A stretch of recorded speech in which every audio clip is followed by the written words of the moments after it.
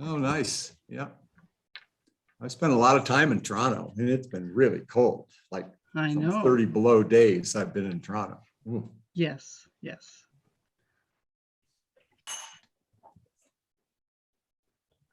Okay, I'm just going to give a couple more minutes for people to come in.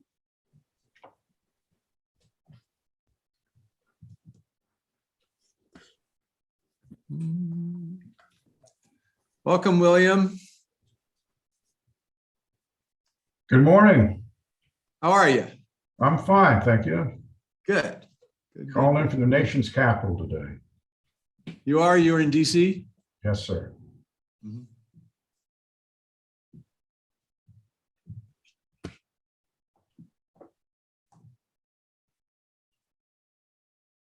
Yeah, while we're joining, if you just throw into chat, if you know all this Zoom technology, you probably live on Zoom like most of the rest of us these days.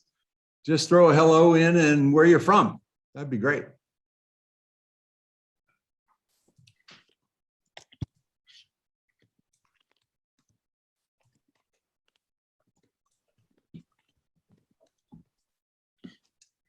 Ooh, Regina. Okay, hi, can you hear me? Yes. Oh, okay, it's Davina Brown from Parks Canada. Hello, Davina. Hello. Davina, did you say Parks Canada, meaning the agency? Yes, hi, Dean. Hi, nice to see you. That's really cool. Yeah, thank you. I love the opportunity to work with y'all years ago. That was fun.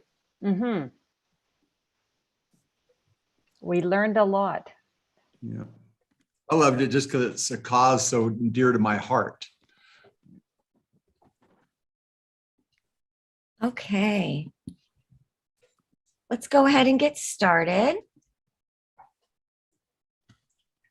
Hello, everyone, and welcome to today's roundtable discussion, how to use a culture champion network to maximize stakeholder engagement and transformation. My name is Diana Bench, and I'll be your host. Some quick housekeeping before we begin. If you're joining us today live on social media and you want to take part in the discussions and submit your questions, open your web browser and go to beingfirst.com/live, L-I-V-E, and follow the instructions to join the online session room. Our panelists today are Kate McDonald, Senior Counsel with York Regional Police, and Superintendent Al Almeida, the Chief's Executive Officer at York Regional Police. York Regional Police was formed on January 1st, 1971. Today, more than 1,600 sworn officers and 600 civilians are proud members of York Regional Police, a 2021 Greater Toronto top employer and internationally recognized policing leader. Their members are honored to serve one of the most diverse and fast-growing communities in Canada, ensuring the safety and security of residents who identify with more than 200 ethnic origins, practice more than 10 different religions, and speak more than 16 unique languages. Our moderator today is Dr. Dean Anderson, CEO of Being First, a breakthrough company providing advanced expertise in personal and organizational transformation since 1988. Being First opens leaders' minds, develops their self-mastery, and equips them with the advanced conscious change leadership skills to transform themselves, their organizations, communities, and cultures. And we are really excited about this conversation today. So without further ado, I'd like to welcome Dr. Dean Anderson. Hi, Dean. Thanks, Diana. Thank you very much. Yeah, I'm excited. You know, I do a lot of webinars, but it's really cool to do it with a couple friends where I get asked questions and they get to talk. So this is going to be really fun for me. Just step into purpose here. As Diana said, you know, this is all about stakeholder engagement. And so our purpose today is to understand one of the strategies for maximizing stakeholder engagement. We call this the Culture Champion Network. And what we want to do here is to introduce this to you, what it's all about, how to make it work. And what's really cool is you get to hear some kind of reality testing on the theory and the strategy. This conversation really is paradigm shifting in that we're not here to talk about stakeholder engagement, although I will for maybe 3 minutes. We really want to get inside, how do you make it work? There's tons of people out in the world these days acknowledging the need to bring people's voices into the organization. But how do you do it? How do you do it in a way that actually honors the capacity needs of the organization and the transformational goals that an organization may have? So we're going to get real in this conversation. It's not going to be about theory. It's going to be about practice. What's really cool is I get to do it with two really dear friends, Kate and Alan. If you guys would just take yourselves off mute for a moment and just do a shout out so people can see where you are in the panel of the 60 or 70 of us or whatever it is. Good morning, everybody. I'm raising my hand so you can see me. I'm really happy to be here and nice to see all your faces. Good morning, everyone. I'm raising this hand because I can't raise the other one right now because it's in a sling, but it's great to see you all. How is that surgery arm there doing? Fantastic. It's all good. Okay, good. Yeah, good. Agenda-wise, we're doing introductions. We just did that. I'm going to present just a couple models to frame the conversation. That might take 10 minutes at most. And I'm going to talk a little bit about the 10 key strategies for leading transformational change in organizations successfully. And the reason I want to give you that quick overview is because you'll likely hear Kate now speaking into those, because they deployed all of these strategies in the 2.5-year transformation that York Regional Police has been undergoing. So as they're making that mention, I want you to be able to have a frame of reference for that. I'll do a quick buzz through of a model around stakeholder engagement so we can all level set of what we mean by stakeholder engagement, and then do the same with a model about understanding communications. And the reason I'm going to do that is because good communications actually is engagement. They're often in conversations separate, but quite honestly, in a more evolved perspective, they belong together. So we want to just kind of make that frame of reference. And Kate now, I know, will be talking directly into those distinctions as we go through this conversation. Then you're going to hear from them, and I'll moderate a conversation. They're just going to start riffing and sharing how they set up their network, how it worked, what they got out of it, what they did with it, who engaged, etc. I'll probably interrupt them a number of times and ask them for some questions and unpack some of the ideas that they present. This is completely unrehearsed. It's not like we got a script. So we're just going to dive into where we think the value is. And then we're going to absolutely spend time at the end to give you a chance to answer or ask your questions. And we'll spend at least 15 minutes at the end. We're scheduled for an hour and a half. We may get done with our conversation, the three of us, sooner, so you have more time for questions. So just please keep in mind that we'll have plenty of time to get your voice into this conversation. Okay, 10 key strategies. So these are pivotal. These are essential for us at Being First. If you know our work, our team here, Linda and myself and our team, we've spent the last 40 decades building a system of transformation, and it's based on these 10 core strategies. So all of our intervention is all about how do you execute these strategies in an organization. So here's a quick flyby of what they are. First and foremost for us is developing leaders' self-mastery. For us in our work, we can't do our work without leaders engaging in stepping into their own self-discovery, their own introspection, developing their mindfulness, learning how to manage their interior, change their mindset and behavior, et cetera. Because without them bringing their own full potential to the game, how do we expect people that they're leading to do the same? That includes them learning how to lead co-creatively. What we mean by that is not just leading from a top-down power and control position, I got the authority, you don't, let me tell you what to do, but rather how do we become facilitators of others' growth and expression and development through listening and authentic speaking and coaching and nurturing the human potential in our organizations. That's a key leadership role. They got to learn how to do it. Leaders have to be engaged as transformational leaders in an organization transformation. You cannot delegate it to change management. You cannot delegate it to project management or any other part of the organization. Leaders have to lead. So how do they do that? What do they do? And that's a pivotal part of this strategy. The next is transformation always engages shifts in culture.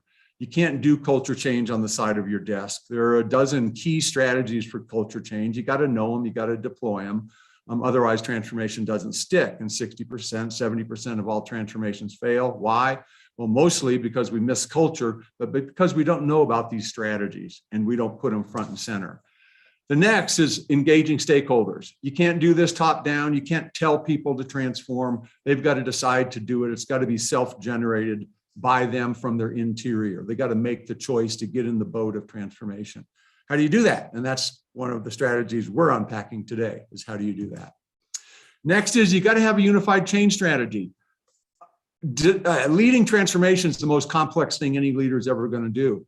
No leader in their right mind would ever stand up a new business without a business strategy. Well, it's the same thing in transformation. We've got to have a strategic approach. Well, what are the elements of a transformation strategy? Who creates them? Who owns them? How do you modify them as you go? That's what that strategy is about. From our findings, transformation is about 1 million times more successful if you stand up a parallel governance system. Well, what is that? How do you govern the transformation alongside the railroad, the train running down the operational tracks of current reality? Those two things have to happen in parallel. You got to continue to serve community and customers while you undergo transformation. The parallel governance system is the key to making both those things successful. Next is you got to consciously design your change process and all of your change projects. Well, what's the methodology for standing up, designing, implementing, following through to sustainability for any change project? So there's a whole methodology for that strategy. Next is like growing a garden. You better have the conditions for success. You better have the soil ready. You better have the organisms in the soil, the fertilizer ready, whatever you're doing to make your garden successful. It's no different in transformation. So what are conditions for success and transformational change? And then lastly, the 10th strategy is transformation's never linear. Leaders like linearity. They like predictability. They like control. It never goes that way. So how do you course correct? How do you set up a monitoring system so that you can catch early warning signals and not have to go deep into the ditch and crawl yourself out when you're having breakdowns? Rather, avoid breakdowns by learning how to course correct when you get early warning signals. How do you do that? That's what this strategy is about. So that's the container for us, right? That's Kate and Al are going to speak into that because they understand those strategies. They've deployed those strategies in their own way at York. And as they talk about the one strategy about stakeholder engagement today and communications, we'll all be referencing various parts of those 10 strategies. Now, if you're interested in those strategies and want to know more, Diana is likely putting a link to a webpage. We do a public training called Leading Transformational Change. It's virtual. There's one coming up, I think, in March. I'm sure she's making available to you in chat that information if you care to look into that. All right, types of engagement. So the whole idea of engagement is engagement has various types, various vehicles that you can use for engagement, but types go along a continuum of greater influence and garnering greater commitment from stakeholders. On the far left, lowest influence, lowest commitment, is asking people to engage in mindless rote action. It's still engagement, but it's mindless and rote. The next is to get them thinking, to get their minds in the game. The next level up of getting commitment and having them exercise influence on any activity is to give them some decision power. And then finally, the furthest you can go is to get them creating stuff. And the idea of high engagement is to move yourself as much as you can to the right, but hey, sometimes just getting people to do stuff rotely is what you need to do, or just get their input, what you need to do. So it's not like the right side is better. It just gives you more commitment from your stakeholders and gives them more influence. So there's more skin in the game. Well, what is rote? Well, rote's, again, just doing anything mindlessly. Here, do this, follow those instructions. Well, what we want to do is to get out of that and get people thinking. So the lowest level of get people thinking is, here's my idea, here's where we're going, what do you think? In other words, reactions to what already is. The next level up is, hey, this is the way we're going. Thank you for your reactions to it and your input. What do you think the impacts are going to be if we follow through on this? Now they got to think deeper. They got to go deeper into their own history, their own experience, and think through the strategy or actions you're trying to deploy that gets more of their head into the game. Well, there's a major shift when we get out of reactions and impact analysis into actually asking their input. In other words, the whiteboard is still white, it's clear, it doesn't have our ideas on it.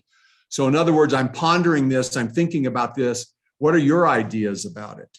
The next level up of that is where they really got to provide advice and advocacy about how it could get done. Now they got to stand behind their declaration. That's thinking, right? There's good engagement when you get to that stage, but there's more engagement if you can share some power, right? If you give people a vote, if you will, in what's happening. Well, now there's skin in the game because they're actually responsible in a higher order way for what's going to occur. And even more power gets shared if you give them decision authority. Now, that doesn't mean over the big giant thing necessarily, but you can create boundary conditions where people can have decision authority over pieces, and you can organize that. And what you'll find is you get far more commitment.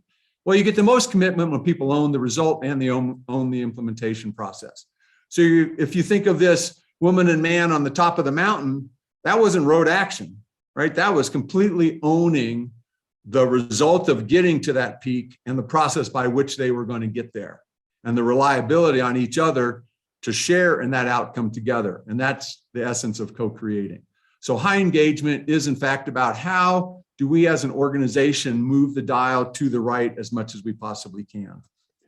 If we now move that engagement idea into communications, I'm going to share 5 levels of communications and notice the tie to engagement. The first is sharing information.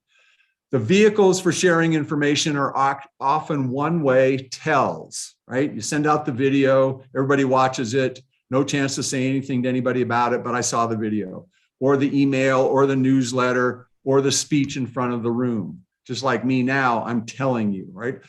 At the level of tell, the best I can expect is you might be able to respond to what I'm saying by repeating it back to me. In other words, you may know what I've said. Doesn't mean you understand it. That's the second level. To get understanding, you have to have questions and answers. Because as anybody tells you something, it triggers other thoughts in your mind. Yeah, but, yes, and, what if? And if you can't dialogue about that, you don't develop your level of understanding. Right? The next level is identifying impacts. And so if I can actually think through for myself, what's in it for me, what's in it for my team, how is this going to impact us? What's going to be different in our lives if we go this direction? I'm now bringing that into an embodied understanding. So you told me I had some Q&A time, but now I'm back with my team thinking about impacts. Now, here's what's going on in 5 levels of communication. If we go all the way back up to here, that's transactional. It takes me 20 minutes, 2 hours to tell you what I want to tell you. But if I want to build understanding, you probably want to go off and think about it and come back and ask me some questions. Well, if I want to build implications in you so you really own this, you probably want to go back and talk to your husband or your wife, your friend, your partner, your team members, and think it through and then ask some more questions. So now communication is a process, it's not a transaction. Well, we need that process of communication if we want the 4th level. Don't expect to ever get commitment if you don't walk through those 3 levels. What you'll get is a head nod in the room until people leave, and then all the yeah buts and the questions they had will take over and their commitment will wane. So you've got to walk through this process of engagement to get to commitment. And by the way, why do we actually ever communicate? Because we are trying to either sustain a behavior or change a behavior. And we don't get that unless we get commitment. And the vehicle of altering behavior is training and coaching, right? It's helping people through the process of change. So why communicate? Well, we're trying to get them to buy into the transformation, get on board, change their behaviors. Well, don't treat it as a tell, you better treat it as a process. And that leads us into engagement. And the key strategy that we know for engagement is the Culture Champion Network. And I'm telling you this really fast because I really want to hear from Kate and Al, not Dean. So this is just an overview of the frame. And to step into Culture Champion Network, let me just give you the frame and let them take over because they're going to make it practical. All right, so what is the network? It's a group of early adopter folks, right? The ones that are passionate or maybe even resistant to the change, but they're your influence leaders. And they're volunteering to participate and engage in the initial launch and that move forward to get out of the blocks of moving the transformation forward. It's a volunteer organization. You don't want to voluntold people here. And just like the graphic here, it's a network. And if you think of an organization like a body, you know, the brain sends signals out to every cell in the body and has proprioceptor receptors there that then can take that information and send it back to the brain. And that's exactly what the network is doing. Think of it as representative democracy, where every part of the organization is represented by a person or people who can then be the eyes and ears for the organization. And it doesn't matter what level. Most people in the network are going to be frontline people, but there can be mid-managers and even leaders in the network as well, as you'll hear. And they become the eyes and the ears and the voice of the transformation. So they're taking information from the transformational governance system, and they're sharing it out into the organization, getting reactions, identifying impacts, helping people think it through at the level of their teams, bringing information back in. And that two-way dance is what makes this so powerful. They're critical to identify the strategic levers for culture change because they know how the culture is manifesting in their teams or their organization or their small department. And so they're helping their leaders and the transformational leaders to identify what the levers for culture change are going to be. They report up through the governance system to the change process leaders. At York Regional Police, Kate and Al shared that role, which was a brilliant move. Al is a sworn classified officer of rank in the organization, and Kate is the senior legal counsel.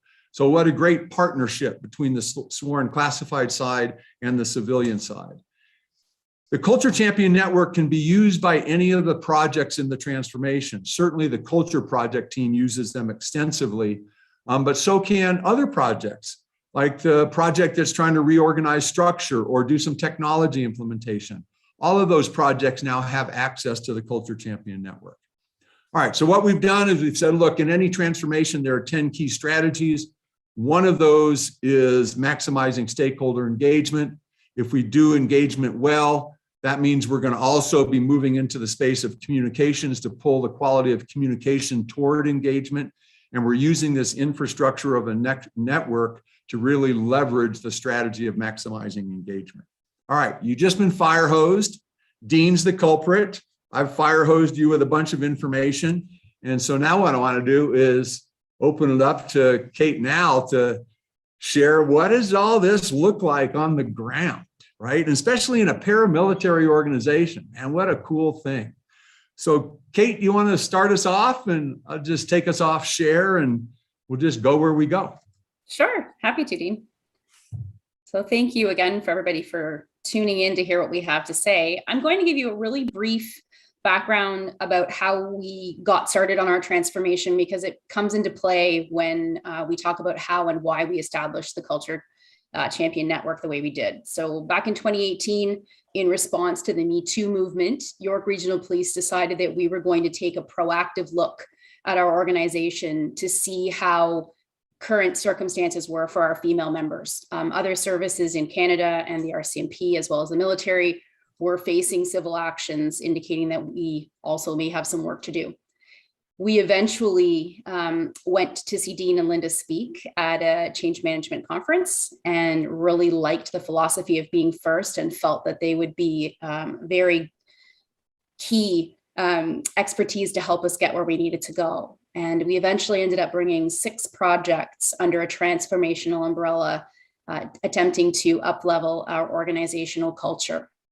Now, I say that because at the time in policing, culture was a 4-letter word. It certainly has evolved over the past few years to be trendy for police organizations and paramilitary organizations to examine their culture. But at the time, it was contentious that we were tackling this. That for us meant that we were going to have an extra level of work to do in engaging our members and getting them on board, some of them anyway, to believe in what we were doing. For those of you who don't work in law enforcement, some of the key challenges we faced are that we are spread out geographically. We cover a large geographic areas, so it's not an organization where everyone works under one roof in one building. We are a 24-hour, 7-day a week emergency service, so we can't shut down operations to have everybody come to one place in one meeting to talk about something all at the same time and hit everybody. We are multi-generational. We have 4 generations still working under the same organizational umbrella. So to hit the various age groups meaningfully was going to be different. And then we also have shifts to deal with. So we can't, again, take a uniform approach on how to reach our people. So we decided that we would need to take what we had learned from being first and develop a culture champion network that would hopefully help us with getting our members engaged.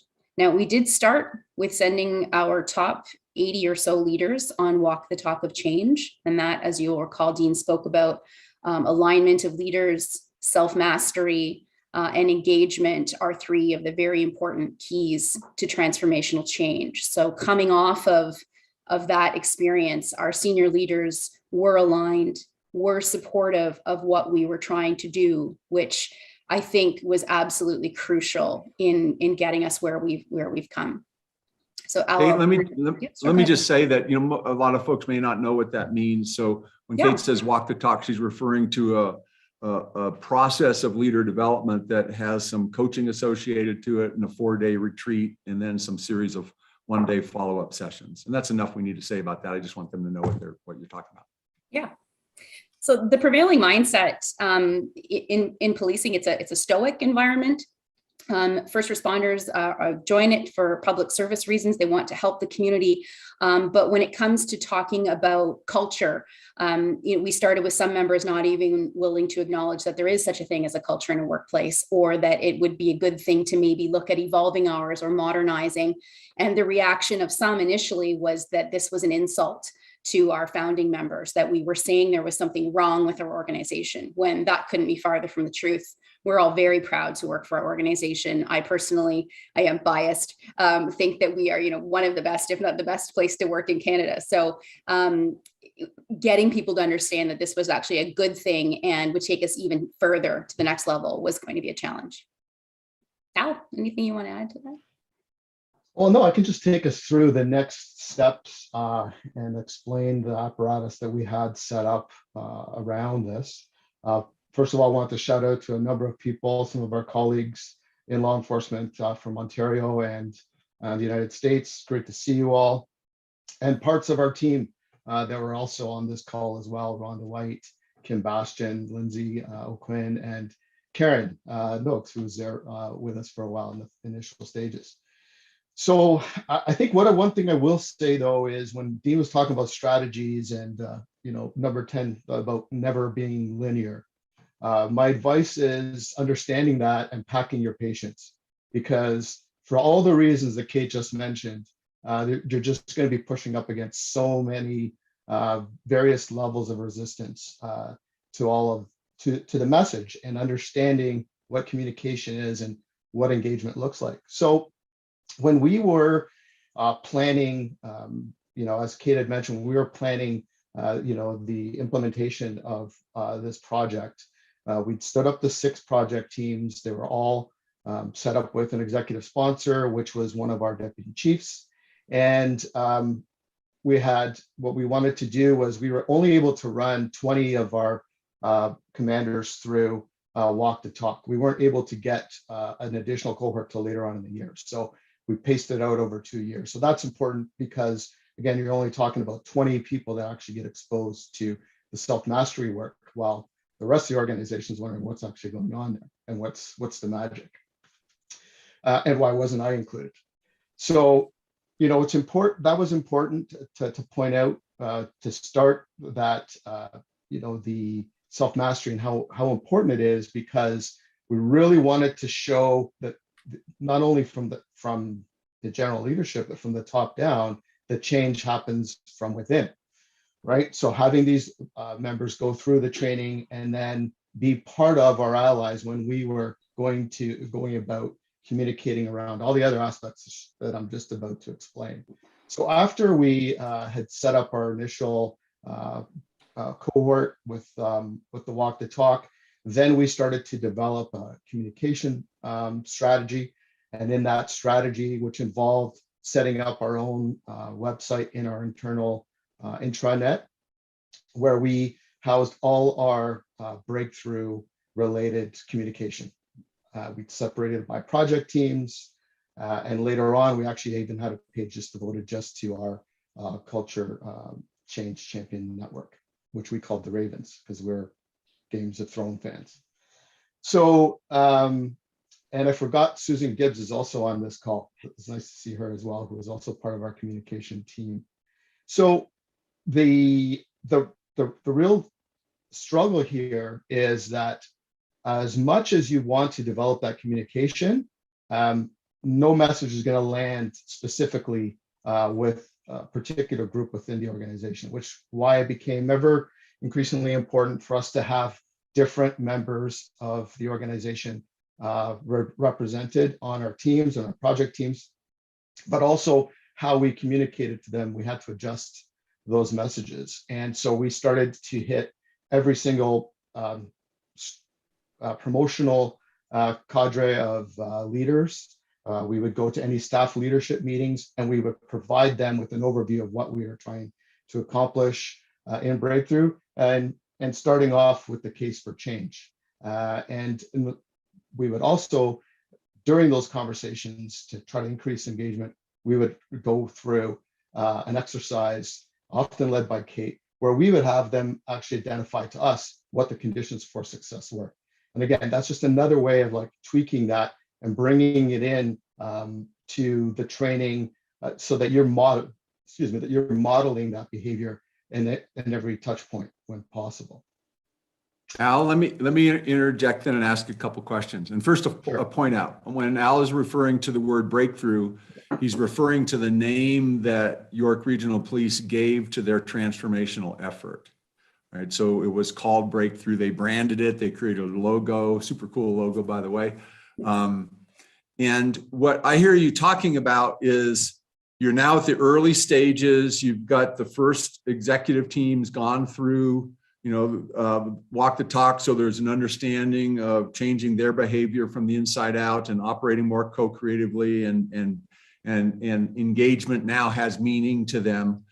And you've stood up these 6 projects. And I know a couple of our staff, Linda and Andrew, went and did the training with those 70 people. And so now they're privy to the idea of self-mastery and engagement, and they're out doing their project work. And meanwhile, you're now standing up your communication and engagement strategy, and you adopt the Culture Champion Network as a core strategy. Can you share, and I know there's a slide because I borrowed it from your deck, that actually is the words. I'm looking at it if you want to share it, and that's up to you guys, but it's here if you want to. But you went out then and began to broadcast that, hey, we're standing up a Culture Champion Network. Here's what it is. Here's how you can participate. And can you kind of walk us through that? And would showing this slide be helpful to your story or not? I think so. Yeah, I think it would. Kate, why don't you take it from here? Yeah, so we held what being first refers to as expedition days. So we had several. The first, Dean and Andrew came and hosted it, and that was a matter of grabbing several hundred people pre-COVID, taking them to a theater during the day, explaining what the transformation was all about, including the case for change, and then recruiting volunteers in that room to start this Culture Champion Network. So this purpose statement comes from our website. We did have a special website for the Ravens on our transformation page, which was on our intranet so that members could access it at any time. And so this call out or this explanation really does touch on it. I'll give you a moment to read it. I won't read it out loud. But the gist is that we wanted people who were passionate and who would fly the flag. We did actually use a flag as our logo for Breakthrough. It's the flag at the top of a summit of a mountain. And we thought that reflected the philosophy that we'd adopted from being first. And when we eventually gave the Ravens an item to identify themselves, we gave them little metal pins that they could put on their lapels or at their workstations, which were a raven with the Breakthrough flag in its mouth. So that became their separate sub logo. the gist was that after we held any of these expedition days or information sessions, every time we would have volunteers come forward. And what ended up happening is we had in the initial cohort of Ravens, 76 members went through a 2-day long training session. I hosted it with other project leads, and we actually got the Ravens doing the self-mastery work that we had had the senior leaders embarking upon in Walk the Talk of Change under Dean and Andrew. So we had each of them commit to commencing a journey of personal growth in order to help make our workplace a better place to be. We taught them how to have vulnerable conversations or center to center conversations, as they're called, and how to actively listen to fellow members, particularly those who were resistant to the change. And the key function here was to facilitate two-way communication. Like most paramilitary organizations, we are traditionally stuck at that first level of communication. We're stuck in the tell. We tell our members things. We put up posters, we send out emails, and really it's usually the upper rank telling the lower ranks what's happening. And there isn't a lot of room in the natural course of things for feedback to come back up the chain of command. So our goal was to leverage the grapevine, and that's not my terminology, that's the one I borrowed from Linda, to leverage the grapevine. I don't know if private sector is quite as gossipy as public sector places, but the fastest way to get information around our organization anyway is by rumor. So we decided we were going to start to spread positive rumors through this informal communication network with the assistance of these really enthusiastic volunteers. So after that day and a half worth of training, we did have 76 more people in addition to the 80 or so, as I mentioned before, Walk the Talk of Change graduates at our senior level who were ready and willing to jump in and give us very honest feedback about what was going on. So we could host an event, we could send out a communication, we could have a session, and the Ravens in their work areas would come back to us and say, you missed the mark on that, or this worked really well, or there's a miscommunication that needs to be clarified. Yeah. The other important piece of information they gave us was how to communicate with them. Me being of the Gen X generation, well, me anyway, I'm fine with email. I like to receive email. I like phone calls. I'm old school. I like to receive a phone call. But the Gen Zs, so these are the newbies, these are people who are younger than millennials, really don't want us to email them things. And that piece of information kind of changed the game for us. We realized most of our frontline officers are in their 20s. And they have a very different way of looking at information, and they get everything on their phones, and that's how they want everything. So that piece of information very early on saying, don't email us, we're not going to read it, really helped us. The other thing that was helpful was to have perspective on how different areas of the organization needed to be able to communicate with one another in different ways.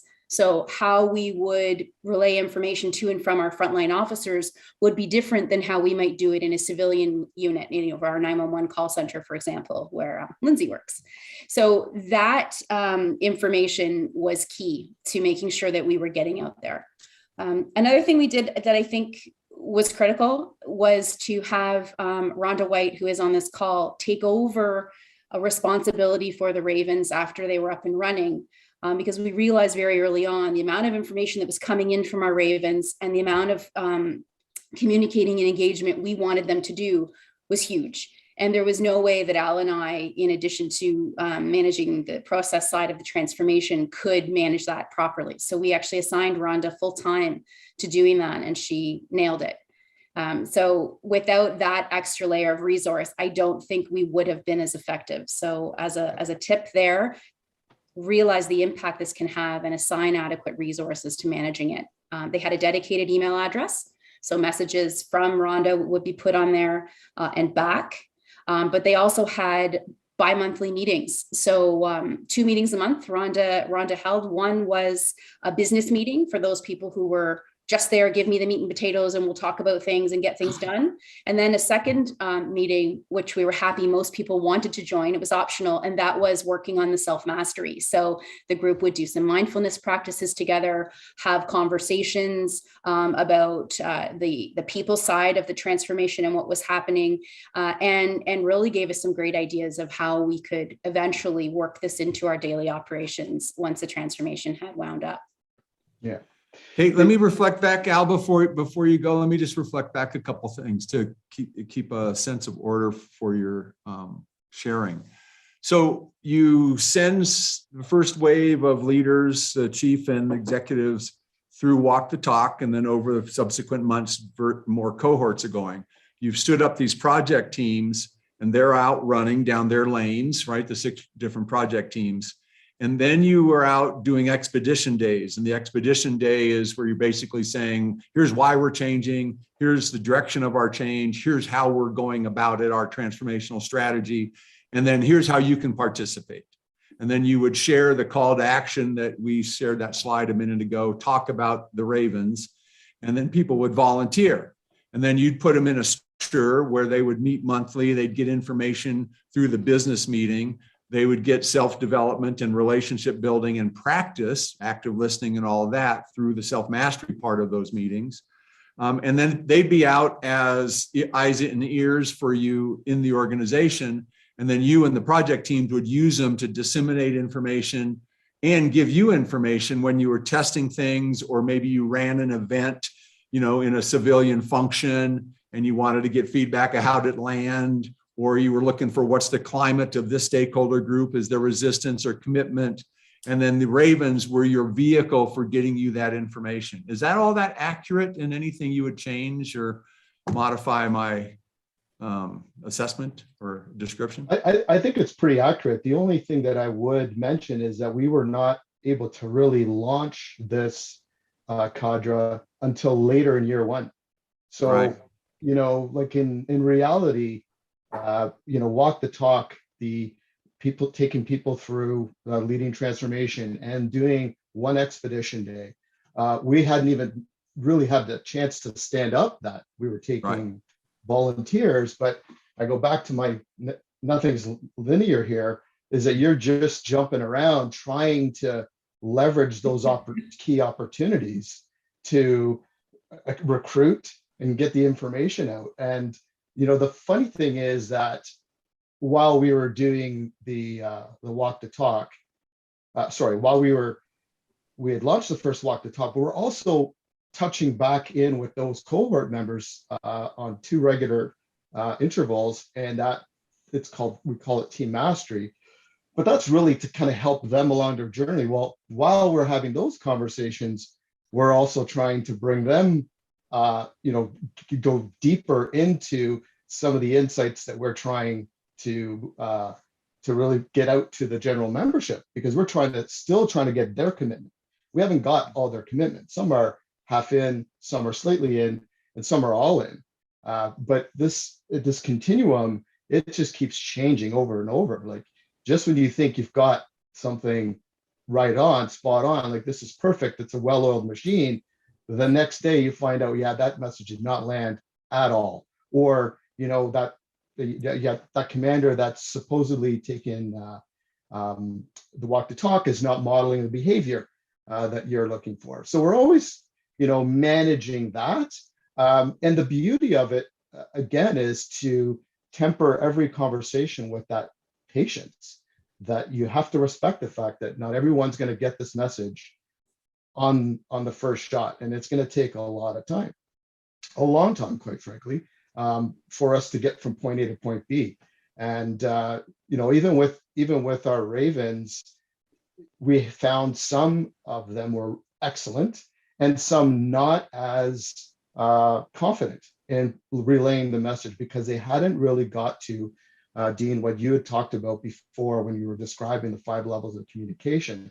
They may not have identified the implications because they hadn't had that critical conversation or been backed into a corner by one of their colleagues to say, explain to me how this really works. And it's not until that happens that the real magic starts to surface, and that people start to the light bulbs go off and they start to recognize that, and they become more emblazoned in the strategy, and to want to work that much harder to contribute. The one thing I did want to mention that Kate had brought up about the back and forth communication was that we also brought in a piece of software that we would utilize in our stakeholder engagement.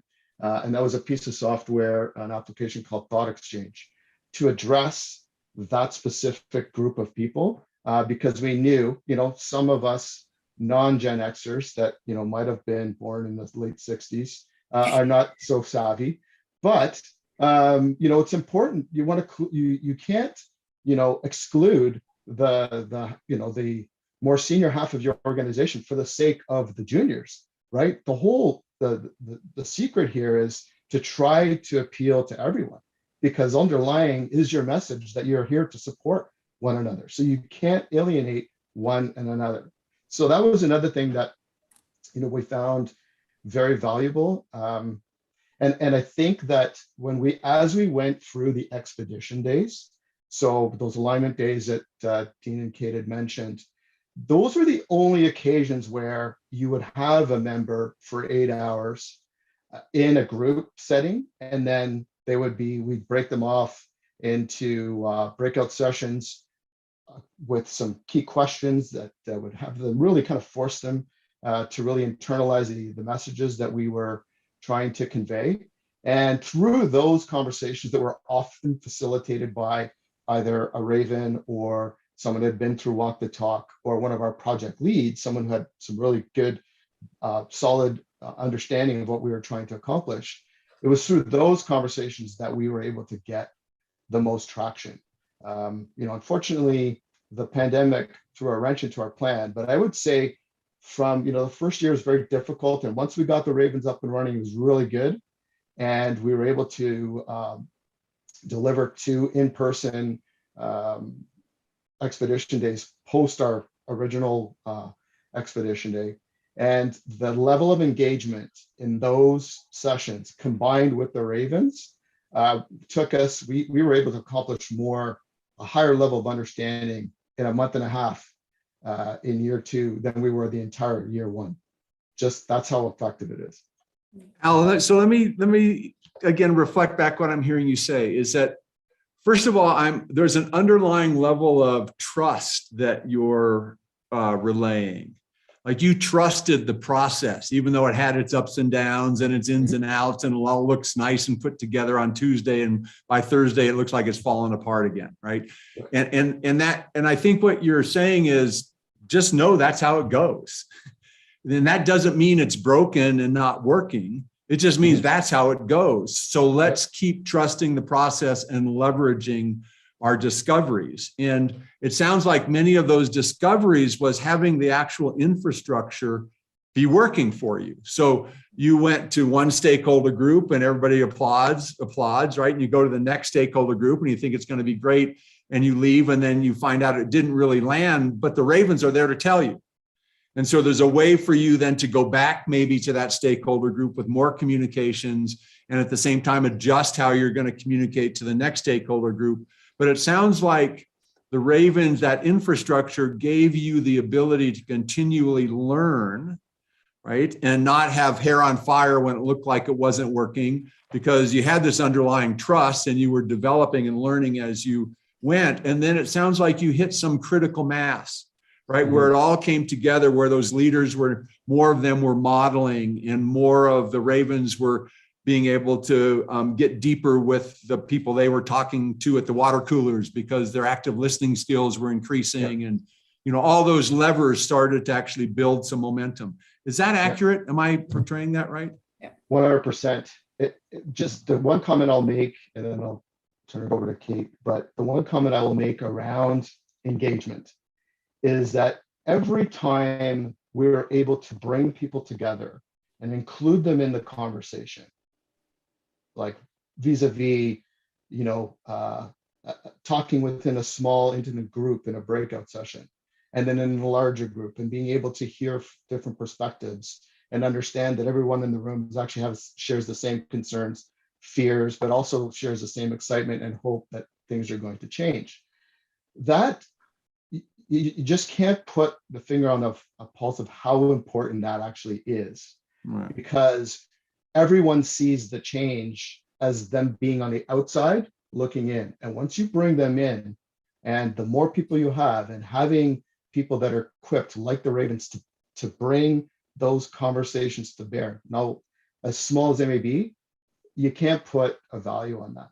You could Right. have Spielberg, producing every single video, and Mark Atwood designing every piece of literature you put out to your team, but it doesn't that doesn't matter. And I think one thing I will say though is for us, speaking for myself specifically, is understanding that this is just the way it's going to play out based on 40 years of organizational development and personal mastery that we learned from you and Linda and Andrew really helps set you up, because we're a perfectionist organization. We don't like to make mistakes. We don't like to talk about making mistakes. So the pressure is on. But if you understand going into it that, hey, this is not going to land, let's not worry about it and let's move on, right? Yeah. Maybe we hit 3 out of 10 people here, but next week it'll be 5 out of 10, and so on and so on. Right. Well, you're highlighting 2 points, and then Kate, I'd love to get your perspective on what Al's sharing too. But one of those, and this really needs to be unpacked, and you're doing a great job leaning us into this, Al, is that ultimately, as complex as transformation is, and you know how robust our system is here, right? Because you guys have been using it. There's all these moving parts. You're doing this leader development work while you're standing up projects, and you got a culture change network, and then you got a culture assessment, and then you got a visioning process. And I mean, there's a lot of moving parts. But fundamentally, the transformation occurs one conversation at a time.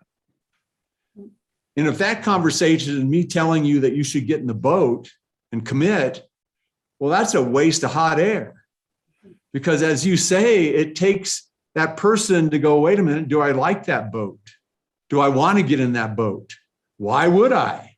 What would happen if I do? What happens if I don't? And that's that impact thing where all of a sudden they go, wow, I like the idea that we're actually in that boat going on this journey. And I can see that future that we're all co-creating now is actually going to be better than the one I'm sitting in. But until you get to that tipping point, you're not there with them, right? And that's the whole key that I hear you saying. And anyway, rather than bring in the second point, I think we ought to just blow that up. Kate, what did you see about that? What do you think about that? Well, one of the things I noticed really early as a lawyer joining a police organization is that all employees, whether they're civilian or police, have a healthy dose of skepticism as part of our organizational culture. So we joked early on that we were coming saying, okay, everyone, this transformation's free ice cream for everybody. And we were met with, it's probably frozen yogurt and it's probably sugar-free. And I don't like ice cream, lactose. Like it was that sort of thing right out of the gate. So we were already cognizant that we would have to, even the word champion, using the word champion in a policing organization is risky, because instantly people are going to say, oh, woo. And there's going to be that sort of sarcastic skepticism. So to your point, Dina, do I even want to get in this boat? Even proving to people that it is a boat and that it's not a hole in the ground was a hurdle that we overcame. But I think one of the things that we did that was a little smart in that is we also recognized that the people in the middle, based on, again, the things we learned from you all, are so pivotal and so key in addressing that. And they are some of the biggest skeptics because they've been through the mud, but they're not yet in a position of real power or real decision making. So they're sandwiched between the people at the bottom who aren't really sure if they want to get on board. And then they're looking up saying, well, I don't even really know if I believe it, that the leaders are there and nobody cares what I think anyway. I'm just, so what we did is we struck a middle management advisory committee. So we took a bunch of middle ranking officers and civilian leaders together and said, we're putting you together to tell us what you think about everything we're doing. Your sole purpose is to give us feedback and be the peanut gallery and give us ideas and, bounce things off of you.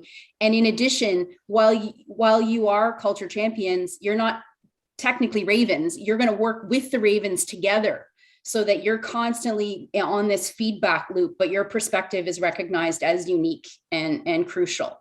So that was another component. So I guess they technically weren't ravens, but they definitely were part of the engagement strategy, and they were culture champions. Right. I saw a question here just in the chat about whether self-mastery was included in the concept from the beginning, or if it was based on feedback from the Culture Change Network. To answer that question, it was from the very beginning. So the very first training session the Ravens had, we embarked them upon a journey of self-mastery because we needed them to model the culture. So even if they were excited about the changes that were coming, but they were doing things to perpetuate the things about our culture that we were trying to up-level, we realized it wouldn't necessarily work. So we equipped them with, the same language that we were using for modeling the culture, with some of the same concepts. We introduced mindfulness, open communication, concepts of vulnerability and leadership, a lot of Brene Brown teachings, a lot of the stuff that we'd learned from Dean and Linda and Andrew as well. So that was a part of their role right from the start, was to agree to do this. Now, of course, to your point there about people might lose interest. Yeah, not everybody was a convert to meditating, 5 or 6 times a day, like some of us do. And, we're able to find other ways to practice mindfulness or to show up differently, because it was key to us that these people be beacons of how things could be, to promote that trust amongst their coworkers. We were asking them to get information from people who weren't necessarily on board with what we were doing, to speak with resistors, not to try to change resistors' minds, but just to hear what they had to say.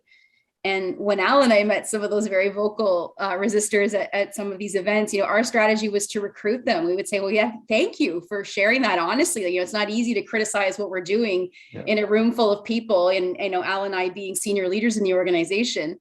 And we were successful in doing that. We actually had some people say, well, fine. When I said, this is, to Al's point, people look at change from the outside, we would say, oh, no, this is not a spectator sport. Like, don't ask me how my change project's going. It's ours. And if you're not going to get on board or at least try with us, you don't get to criticize. It's like people who don't vote and then complain about who got elected. So we got some of those sarcastic, smart resistors who were, otherwise we were worried we're going to sort of try to undermine what we were doing. And, we converted them, and they were great. They didn't necessarily, do a 180 in terms of their skepticism, but were they valuable. Kate, there's a point that both you and Al together are bringing up that I think would be useful to unpack too. You had said, hey, free ice cream. And then people would say, yeah, it's probably gluten-free, or it's, sugar-free, or, just that level of skepticism, right? Yeah. And we know that that's true in a police organization at a high level, but I've got to tell you, it's true across organizations, because so many change efforts have been tried and failed, right? So there's just not much believability. Yeah. And because leaders don't model, so they yak about it, but they don't walk it. A lot of talk, no walk. And so there's a loss of leadership credibility. So I want to have you both speak to this underlying path to breakthrough in any organization, but especially in a police agency, around creating vulnerability, right? Because the whole idea of leading with self-mastery is to get people on a level playing field where you've got the chief or the CEO or any one of us, including myself, for sure, me, which is say, look, I'm only human, right? I do the best I can. Here are my strengths, here are my weaknesses. Help me out with my weaknesses, right? Here's my behavior patterns that you probably love. Here's the part of me that just sucks, right? Here's the part of me I'm trying to change. My response, to things I don't like is I get angry. Can you help me with that? In other words, it's bringing the interior of the human out to say, look, we all have shortcomings in our own psyches, our ego reactions, our ego stories, our emotional patterns, our way of thinking. And under stress, it gets worse, right? And so rather than pretending I got it all together as a human and I'm perfect and you're not, right? Because I am and you're not, right? It's taking that whole BS out of the equation. And, that's what Walk the Talk is intended to do, right? And so you led with that reality into the Ravens. And because I know the both of you, the way I know the both of you, is that you modeled that with your own vulnerability. And in that vulnerability is the place in which you ask for help. And it's the place for which you ask for input. It's the place for which you ask the resistor to come in the boat with you and tell me more of what's wrong. As opposed to puffing your good side forward and knocking him out of the boat and, telling him why he's wrong for thinking that way, which would be the ego reaction. Mm-hmm. And so there's something really powerful that came from how you took forward the whole self-mastery approach, how you modeled it yourselves, and how you enabled then the Ravens with maybe less professional support to actually begin their own development path that enabled them to have a different impact in the organization as they were out, not talking at people, but listening to people. Can you guys speak to that at all? Because I know it's in the middle of how you did what you did. Yeah. Can I give you one little story, and then I'll turn it over to Al, because I think he has really good insight on this from the sworn side. When we were running those training sessions for the Ravens, Kevin Stobie, who's an inspector in our organization, and for those of you who don't know our rank structure, that's high ranking. That's 2 below a deputy chief. It's a high ranking officer. And he had just finished Walk the Talk of Change and was in the hallway. And I asked him, would you mind popping in and just telling the Ravens a little bit about your experience, your self-mastery journey, and what you're up to? Well, Kevin came in and spontaneously opened himself right up, was totally vulnerable, talked about this moving experience he had, his struggles in his career. He was tearful in front of 76 subordinates. Now, in a paramilitary organization, if I told you, a senior officer came in and wept a bit in front of a room of 76 people, people would say, oh my goodness, is he in the hospital now? Like, what happened? Does he have some sort of breakdown? But it was the most beautiful thing. And I could see the faces of the people in the room saying, wow, like this is really happening. This organization is really making some amazing changes. Of the fact that this senior officer is willing to come in here to a room full of people he doesn't know very well, who he outranks significantly, and just tell his story and talk about his personal struggles and where he's trying to grow. That's just one instance of the kind of thing that I think really impacted how the Ravens turned out and what they ended up doing. So yeah, what'd you see in the people? So was there a snickering, oh, what a jerk, or how did it impact them? What was the difference that made? There was stunned silence. Like it was shocked. Kevin's a very nice guy and he's personable, but I don't think anyone was expecting him to be as vulnerable as he was. Now, it wasn't an emotional overshare. It wasn't anything inappropriate. Don't get me wrong. He didn't, have an Oprah Winfrey breakdown moment. But it was so genuine and authentic. And, on the faces of the Ravens in the room, some of them were stunned silence, some were surprised, and some were actually getting a little weepy too, which I found really touching. Like I thought, great, here we all are together having this experience and, supporting Kevin and what he's doing. And he's doing exactly what we would hope any of our senior leaders would do, which is just showing up as a human, which is what he did. And so again, the impact on the people. Did it raise their heartfelt commitment? Did it increase their believability that things really are going to be different here? And look, they're being different right now, so things are different. Is that how that went down? Absolutely. The energy in the room was good. After that, it was just people were so in.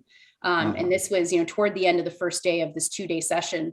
And, when we wrapped up at the end, we, went around the room, we did some appreciations in smaller groups.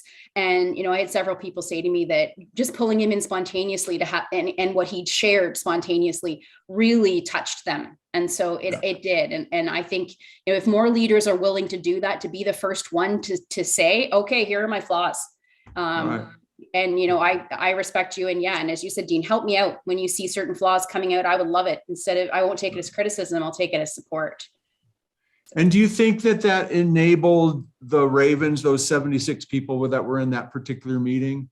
Did that somehow empower them or increase their own ability to just create deeper connections with the people they were talking about, open their ears and hearts a little more, listen to them a little more, maybe get out of the tell mode they might, get into when they're out there?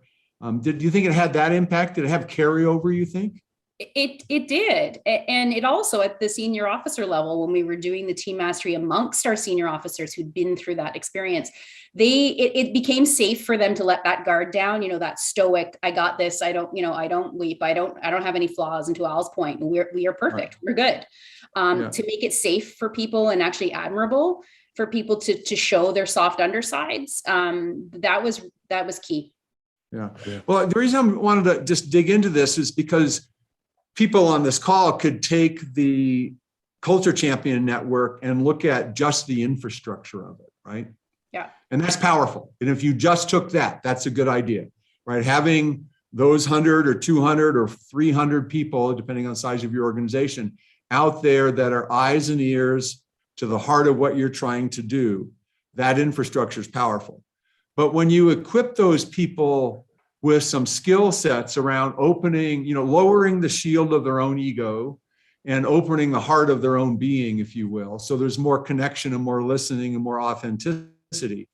There's something that happens that's quite magical. And then you add on top of that, leaders modeling that same thing. So there's a level of permission and foundation of that being our new cultural norm, that we're actually going to be real, right? And tell the truth and be honest. And so I know that this was so much a part of why you all were so successful at York with this. The infrastructure is one thing, it was because of you all and what you modeled and the people. And so I wanted you both to speak to that. And Al, I know you got stuff to say about it too. So anyway, this is an important part of this discovery. I think, let's start off with, the impact and how, one of the ways we helped one another be vulnerable and show up vulnerably is we did establish peer coaches. So anyone that went on Walk the Talk or anybody that was part of the cohort was generally known that you could connect with somebody, because we kind of set up that space where, feel free to ask, someone if they would like some feedback, and set some parameters around that. And that was very widely known in the cadre of people that had gone through Walk the Talk to begin with, right?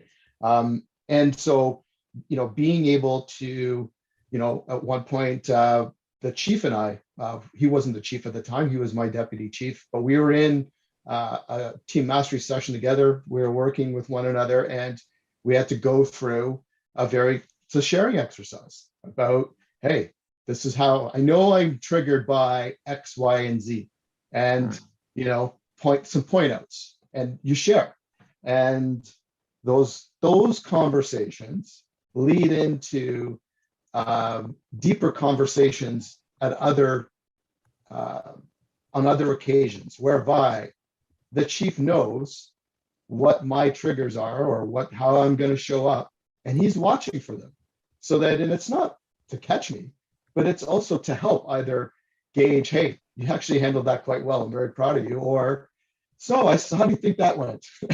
And so, it's just a way of, again, learning and modeling amongst your senior team of how they can do that, how they can show up. And not everybody's going to be emotionally vulnerable in front of a group of people that they don't know, right? And just because they don't doesn't mean they're not being vulnerable.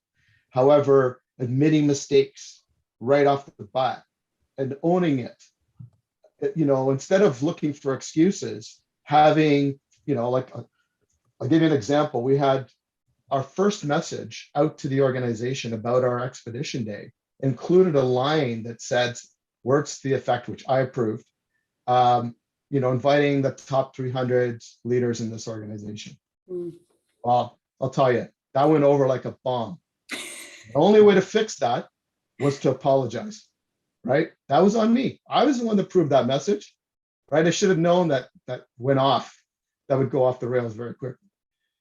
You just have to, again, in terms of modeling that behavior, you got to say, hey, yeah, I made a mistake. We are a perfectionist organization. And the one thing, Dean, that we didn't talk about, and we can't get into because we don't have time, but is our organizational culture inventory survey that we took that helps show the organization what our culture is like, and how everything that we did, we would always come back to it in our engagement. Yeah. And to say, look, we know we're a very highly competitive, perfectionistic organization. We don't like to make mistakes, right? So for me to show up, apologize for that mistake, apologize that that plan didn't go according to plan is okay, Yeah. right? Yeah. Fantastic. It's so, yeah, it's so powerful. And I don't want people to get the impression that this is all about forcing anybody to be vulnerable. That's counter, that doesn't work, right?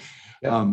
This is all about being real, being a human being that can turn into doing their own inner work in relationship with others so that we can learn from each other, right? That's the foundation of co-creating. And anyway, I just watching the clock, and I know we've got a lot more that we could unpack and share, and you guys do, but I would love to just open it up for questions. I think it would be really powerful to have people talk directly with you.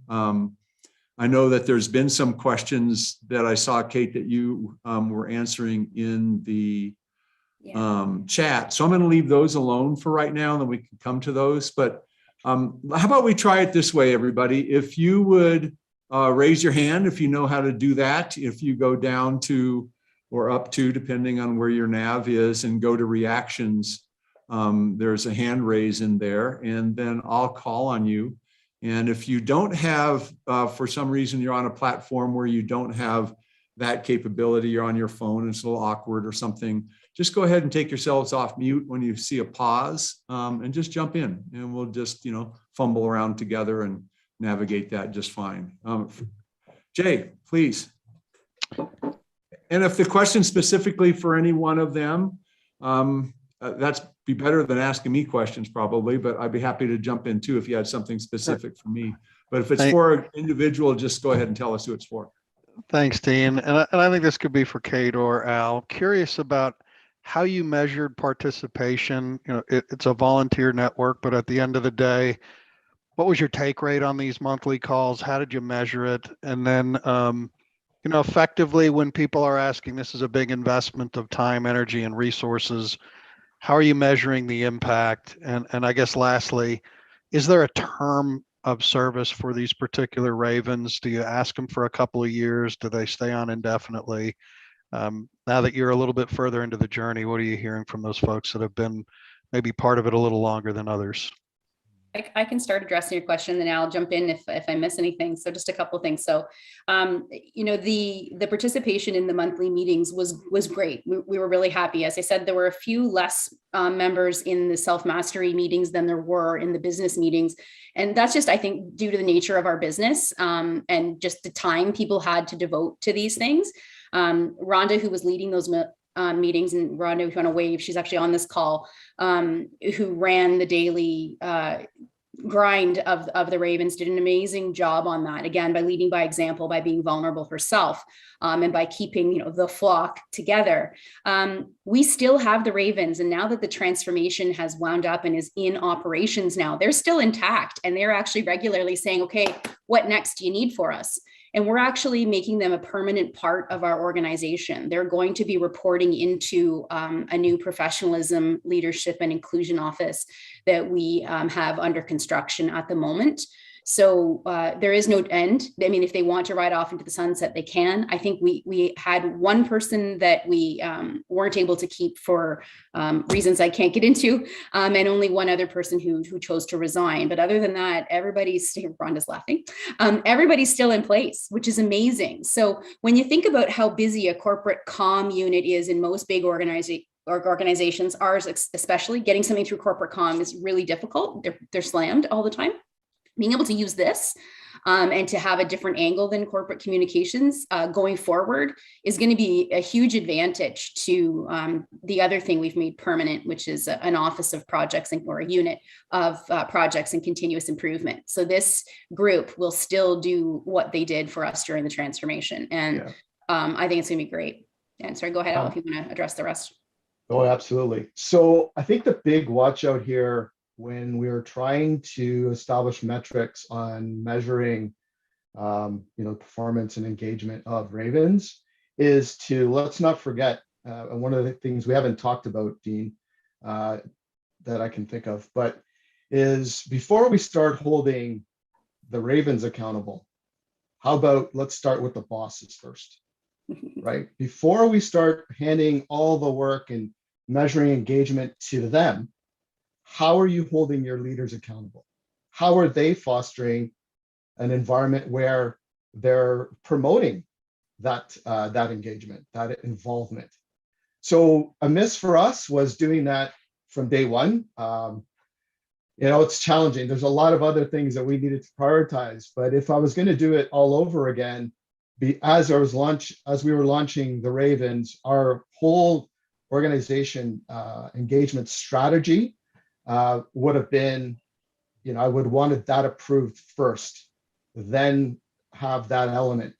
Because the reason for that is that all too often, you may have leaders in the organization that may look and say, okay, I've got to talk to my staff this month about breakthrough. It's one of the things my deputies, told me I need to do. So I'm just going to call the Ravens up and have them provide an overview of what's going on in breakthrough this month, or what the project teams are up to. And the problem there is that you then have your commanders and your leaders just sitting there with their arms crossed, waiting for this message to come. We're trying to model a change in behavior here. So if you want to do that, build it into the structure. And the structure is they build it together. So the commanders are just as responsible for the level of engagement, for the selection of these people, and making sure that they do have time and make time for these members to speak to their respective members on their team. It is also as equally important, if not more important, than measuring the number of platoon visits or shift meetings that these Ravens have been able to attend. But we would factor in, the number of visits that they've had, the number of presentations that they've made, their attendance to assist us at expedition days are all very important. And I did see a question in there about whether or not the pandemic affected our momentum. 100% it did, but we were able to get around it with, we actually took our expedition days virtually, which people were really reluctant to do, but we were able to do it. And quite frankly, again, bang for the buck, it was a fantastic investment in time. Yeah, and I'll also just make a call out there about, Reese, I see you're still here on the call. And Reese is leading the culture champions in the Houston Police Department. And the current conversation and plan is potentially to have open enrollment on those expedition days for all 6,300 people in the organization, right? So the reason I share that with you for the rest of you in the audience is that you can scale this at whatever degree you want to. That's the beauty of it, right? And you can sustain it for as long as you want. And so think of now at York Regional Police, they're actually bringing the Ravens with almost no loss of personnel or desire, right, into a formal structure reporting up through an office. That's just unheard of. That just doesn't happen in the change management space, right? So it's just profound, the level of commitment that you've been able to garner. Just, hats off to you both, you all. I was wondering, Rhonda, did you have anything that you wanted to add just from the perspective of, running the day-to-day, so to speak, from anything we've said? Hi, Dean. Thank you. I would say that really it's about building trust with people, and being vulnerable allows for that trust and those relationship buildings, to happen. When you can share with somebody and understand a relation to the change that's happening and people relate to that, that's when they really start to buy in. That's when they say, you know what, this is going to affect me. So I think it's really important to be able to be vulnerable, to be able to be open and listen to what members have to say, and understand that not everybody's going to agree with everything that you're trying to do. But if they can pick up on one or two things that they really like that's going to impact them in their future and their career, I think that that's really important. They then get the buy-in and they move forward. And of course, having the feedback and having Kate and Al accessible and available was really key as well, because members wanted them to be there present at some of the meetings to ask questions and to answer some of the things that they wanted to ask about. So Mhm. Yeah. Great, thank you so much. Other questions from anybody? I know there's a couple in the chat, but I'll just open the floor space here. If you would, just go ahead and raise your hand and. Meantime, Dean, could I just address recruiting? Because I think it was important, and we did get Yeah, volunteers. please. But one of the aspects of our culture that we were trying to improve upon was our level of competitiveness. So we are competitive in a healthy way, but also in an unhealthy way. And early on, we were getting people saying, well, how are these ravens being chosen? Because there is a perception of nepotism or cronyism within our organization, and perception is reality. So we made sure that we ran a transparent process. So even when someone would volunteer, we didn't end up having to say no to anybody. We didn't turn anybody away, but we did have them answer a question. We asked them, why do you think you're suited for this? And the question changed a little bit over time. But we did that with all of our project teams as well. And even on the Middle Management Advisory Committee, we actually had people apply for these positions so that we could get a flavor for who they were, their level of commitment. And it really helped us see who it was we were dealing with. Because, we're a larger place. We don't know everybody, of course. So I think that was really important too, especially when some of the skeptics would say that, well, how are you choosing these people? Or is this the teacher's pets that are being plugged in? And I think if we had done it that way, if we had said to our unit commanders, okay, give us 5 people who work for you that you want to do this, there would have been a very different flavor on the ground from that. And it wouldn't have, that level of trust that Rhonda just mentioned again, wouldn't have been there. These are self-starters doing off the sides of their desk because they want to, not because they think they're going to get an advantage in a promotional process or because they're trying to please their commander or, look good. And that made a difference. So I highly recommend transparent recruiting process, consistent, we were lucky. We didn't have to turn anybody away. Yeah, and I'd also just amplify the application process.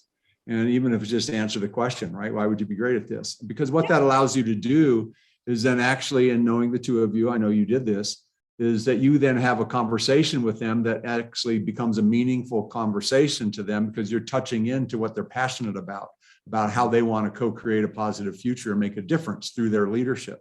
And just doing that, you're now modeling the way of being you want them to carry forth as a Raven. So you're already in training and development through that application process. And I know that's how you did that.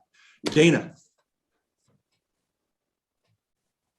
Sorry, I was on mute there. Hi, No worries. Kate and Al. I was just curious to know more about the training. And was that something that you and Al did, the self-mastery training for the Ravens, or did you have your learning and development group do that or engage external people? Just curious about that. Yeah, so I designed the initial training, the 1.5 or 1.75 days, based on what I had learned through Foresight, which is can't call it a course because it's an experience that I had with being first. And without that level of experience and understanding where I was going, I wouldn't have been able to design that session. So I don't recommend asking your L&D people or your in-house trainers to do that because it was a very personal experience.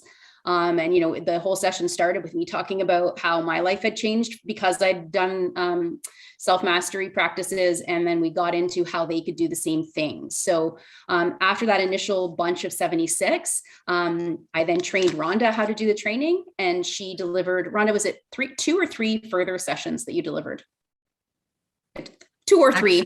It was actually 4. Was it 4? Okay, so it was 4 because we were bringing smaller numbers on, and quite frankly, I just didn't have the time to spend doing that anymore. And I knew Rhonda was quite capable of doing it, so she took over that training as we onboarded new groups. And quite frankly, we're probably going to onboard some more once the professionalism office is up and running. And and hopefully Rhonda will let me jump back in with her to do that training. And Dana, Thank the training is. Kate took the kind of core exercises and processes out of the walk the talk training that she learned going through the Foresight training, and then condensed that down from, the 4 days to 1.5 days or so, but really made it about those practices, which was the brilliance that she brought, right? So it wasn't intellectual about why you should do self-mastery. It was walk in, we are doing self-mastery. So we're starting, right? And so very experiential, diving right into it, and using her personal experience as the runway to invite people in, right? And the reason that I know that, Kate, you're pointing out I wouldn't hand it off to your learning and development group is because if they don't have that foundation as a human themselves, it's not going to be a first person experience for the participants. It's going to be a third person experience talking about it, which will get you almost nowhere. Right. Is that, am I kind of projecting like you would say that, Kate? Is that accurate to your experience? Absolutely. Yeah. Yeah. Okay. Any other questions? I thank know you. we got maybe time for one more. Dana, was that complete for you? Yeah. Good. There's one in the chat, Dean. I'm seeing Monica's asking, could we please talk more about expedition days? What were they like and who participated? Yeah, go for it. I'm going to ask Al if he wants to answer that one. Yeah, for sure. Absolutely. So the first one we did, we actually had the help of Dean and Andrew put it together. But in essence, what we did was we invited basically your project leads, your executive sponsors who are kind of leading the projects to go up and give very high level messaging to, let's say, a group of 100, 150 people. With the purpose being is to really uncover what's the case for change, the why, like why are we doing this? There's nothing wrong. So you really want to hammer that out. So anyone that's going to bring that message to the audience is very important to have there, especially having your top leaders there to show their level of commitment, because what we're trying to do is get their commitment as well. We would also have the project leads give a very quick overview of what their project teams were doing or provide an update depending on where we were on that continuum. And then we would have, that would be kind of the outline of the day, but in between we would have breakout sessions where we would strategically ensure that we didn't have people from the same unit or sections sitting in these breakout rooms. We split them apart for the purpose of ensuring that they were all coming from different areas of the organization, so that when we were having the conversation, they could hear for themselves what the differences were. So for example, if I have a tactical team member or a table full of tactical team members, they're going to say, life is great, I'm living the dream, there's nothing wrong with this place, I'm not sure why we're even having this conversation. But when you sit them at a table or in a room with a number of people who aren't necessarily having the same experience, it allows them to hear for themselves, because we all, that we always want to know where's the proof here? Tell me where this is at. And when they hear it for themselves, it's very difficult to deny, because they have the opportunity to question and answer right there.